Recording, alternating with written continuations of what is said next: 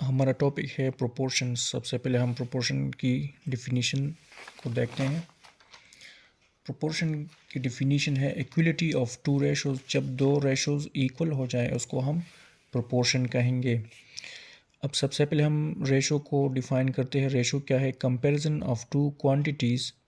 जब दो क्वांटिटीज़ को हम कंपेयर करते हैं, उनका हम मुआवजा करते हैं, तो इसको रेशो कहा जाता है। फॉर एग्ज़ाम्पल, मिसाल के तौर पर हमारे साथ दो क्वांटिटीज़ है, एक ए है और दूसरा बी है।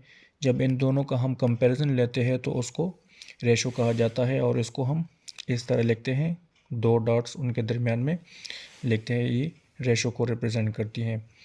फॉर एग्ज़ाम्पल, अब प्रोपोर्शन की मिसाल क्या है? इफ़ फोर क्वांटिटीज़, अगर हमारे साथ चार क्वांटिटीज़ हैं ए बी सी और डी, और उन चार में से दो रेशोज़ है, उन दो क्वांटिटीज़ का एक रेशो है ए रेशो बी और है सी रेशो डी। जब ये दोनों रेशो इक्वल हो जाए, बराबर हो जाए, तो इसको हम प्रोपोर्शन कहते हैं।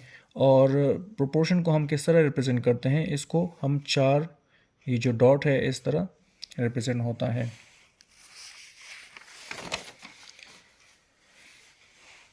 अब जो दरमियान में जो दो क्वांटिटीज़ हैं इनको मीन कहा जाता है और जो बाकी क्वांटिटीज़ हैं इनको एक्सट्रीम कहा जाता है। यानी बी और सी मीन्स है इस प्रोपोर्शन में, और सी एंड डी जो है वो एक्सट्रीम्स उनको कहा जाता है। प्रोपोर्शन को किस तरह रिप्रेजेंट किया जाता है? प्रोपोर्शन को इन फोर डॉट्स के ज़रिए रिप्रेजेंट किया जाता है। जब ये फोर डॉट्स दो रेशोज़ के दरमियान में आ जाते हैं तो ये प्रोपोर्शन को रिप्रेजेंट करते हैं। अब इसके बाद है बी और सी जो है, जो दरमियान में जो दो क्वांटिटीज़ हैं इनको मीन्स कहा जाता है, और ए और डी जो है इनको एक्सट्रीम्स कहा जाता है। हमारे साथ अगला क्वेश्चन है, what is the basic term in the proportion 8:11 proportion 16:x। यानी इसमें x की वैल्यू हमने फाइंड करनी है।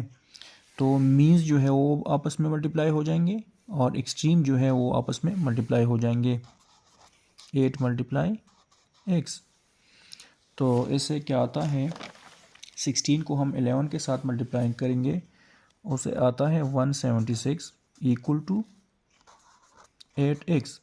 अब x की वैल्यू हमने फाइंड करनी है, तो दोनों साइड को हम डिवाइड करेंगे 8 से।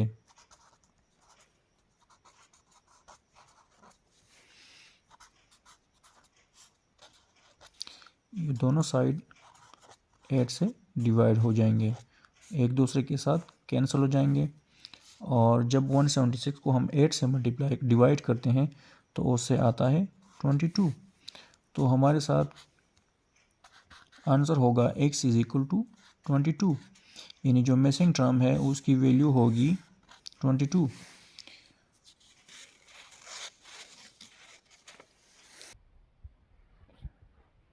अब हम आते हैं क्वेश्चन नंबर 3 की तरफ। क्वेश्चन नंबर 1 और 2 जो है वो प्रोपोर्शन की फॉर्म में दिए गए थे, और ये जो है ये इक्वलिटी के फॉर्म में ये क्वेश्चन दिया गया है। तो ये थोड़ा सा हम मुख्तलिफ मेथड से करेंगे। ये किस तरह मुख्तलिफ मेथड से होगा? ये भी बहुत आसान है। y/32 equal to 3/8। जब इस तरह दो फ्रैक्शन या दो रेशो के दरमियान इक्वलिटी आ जाए तो फिर उसको हम क्रॉस मल्टीप्लिकेशन के ज़रिए सॉल्व कर सकते हैं। तो ये किस तरह क्रॉस मल्टीप्लिकेशन से सॉल्व होगा? y को हम 8 के साथ मल्टीप्लाई करेंगे और 32 को हम 3 के साथ मल्टीप्लाई करेंगे। तो इससे आएगा y × 8 इक्वल टू 3 × 32। इसे आएगा 8y इक्वल टू 96। अब इससे हमने y की वैल्यू फाइंड करनी है, तो दोनों साइड को हम 8 से डिवाइड करेंगे। Divide both side by 8 equal to 96 divide by 8। 8 के साथ कैंसिल हो जाएगा, और 96 जब 8 से डिवाइड होता है तो उससे क्या आता है? 12। तो हमारे साथ y की वैल्यू है 12।